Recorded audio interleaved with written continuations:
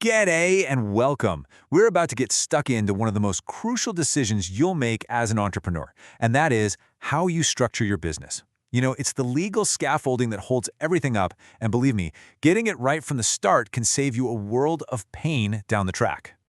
So let's just kick off with a massive question, because getting this wrong isn't just about a bit of extra paperwork. No, it could mean your personal assets. We're talking your house, your car, everything you've worked for could be on the line if the business runs into trouble. This is serious stuff.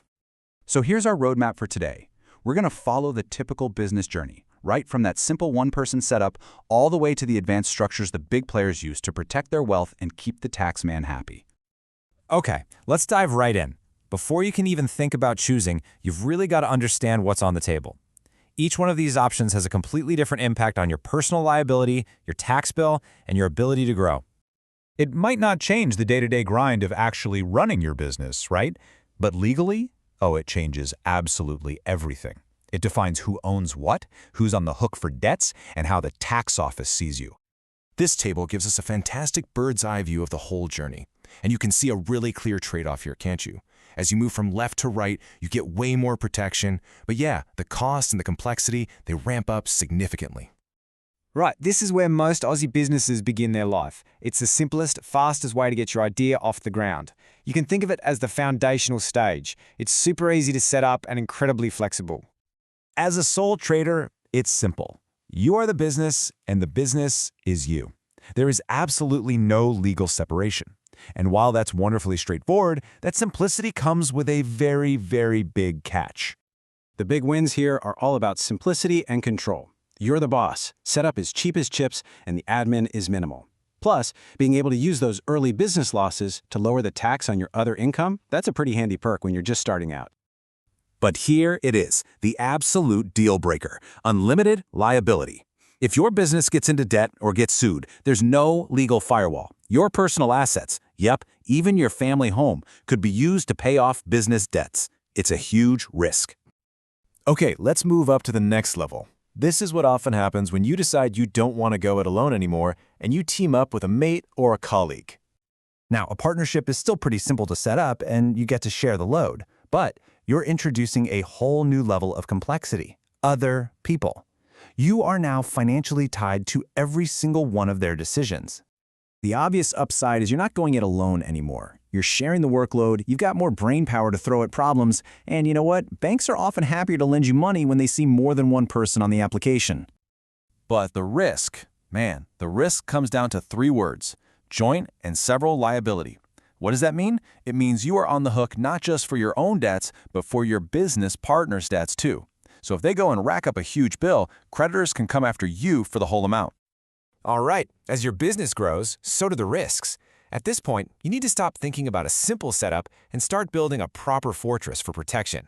It is time for the corporate shield. Now, this is a massive game changer. A company is its own person in the eyes of the law. It can own assets, it can sign contracts, and it can take on debt. And this creates a powerful wall between the business's finances and your personal finances. Look, the #1 reason business owners do this is for limited liability. It's what lawyers call the corporate veil. It is your personal asset protection shield. And as a bonus, small businesses are taxed at a flat rate of 25%, which is often a lot lower than the top personal income tax rates. Of course, all that awesome protection comes at a price: cost and complexity. You're now entering a world with a lot more rules, more paperwork, and you've got those annual ASIC fees to deal with. Okay, now we're getting to the pointy end of the discussion. This is where really smart structuring can seriously protect your wealth and give you the ultimate flexibility for the long term.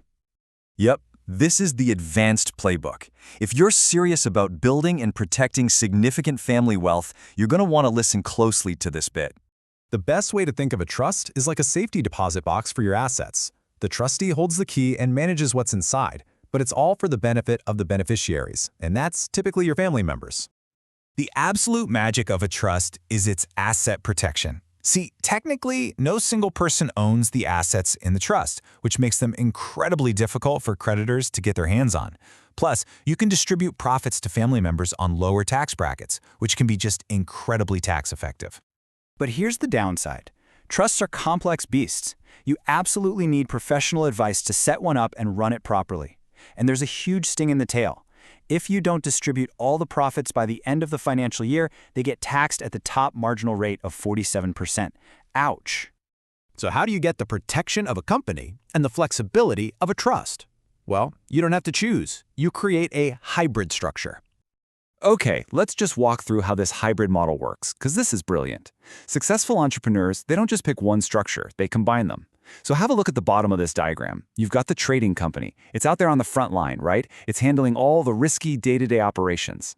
Now follow the arrows up. The company pays dividends to the discretionary trust. And this trust, which sits safely above all the risk, is what owns the really valuable stuff, the property, the intellectual property, maybe even a big pile of cash. It's a strategy that perfectly separates the engine of the business from the wealth it creates, keeping that wealth safe and protected. So, you've seen the whole journey now, from a simple idea to a sophisticated corporate group. But what does it actually take to level up your structure when the time is right? Well, the great news is you're not locked in forever. Restructuring is a totally normal part of the business life cycle. And since 2015, the tax laws have actually made it easier for small businesses to move assets into a new structure without copping a massive capital gains tax bill.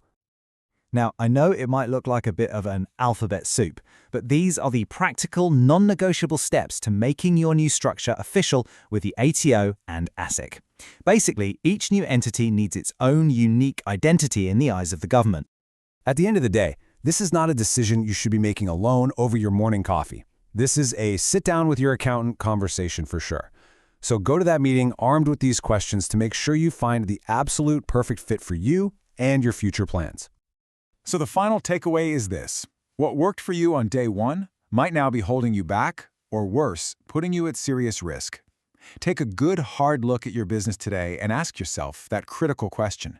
Is the structure you started with still the right one to take you where you want to go tomorrow?